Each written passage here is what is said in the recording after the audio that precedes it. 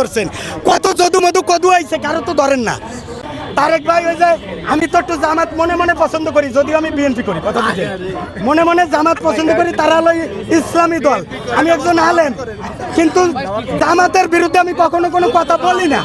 কিন্তু তারেক ভাই অনেক কথা বলছিলাম, একটু গাল ফুলেছিলাম যে তারেক ভাইয়ের পক্ষে আমি যাব না, আমি তারেক ভাইয়ের পক্ষেও আসি না, আমি ন্যায়ের পক্ষে আসছি।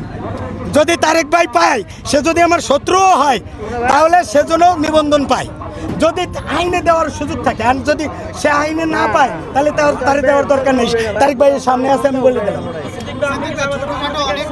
না না, আমি জামাতের, আমি একটা দলকে অনেক কবি আছে, কবিতা পছন্দ করে, কবিকে পছন্দ করে।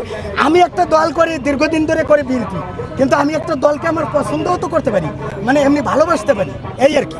আমার তো বিএনপির এখন চিরশত্রু তো। আমার শত্রু না, বিএনপির শত্রু, আমি ব্যক্তিগত তার শত্রু মনে করি না। ভাই আপনি 15ই আগস্ট আপনি 32 নম্বরে ছিলেন। না না না, উল্টো করেন কথা, উল্টো করেন কাটেন। বিএনপি কেন? বিএনপি আমাকে 15ই আগস্টে ছাড়াইছে মেয়া থানার থেকে, খবর রাখেন ভাই। আমাকে না সরি কোন তোর, আপনি ওনারা সরে দেন, সাক্ষাৎকার দেবো না, উনাকে না সরালে আমি সাক্ষাৎকার বন্ধ। আচ্ছা ভাই, আপনি ওনার প্রশ্ন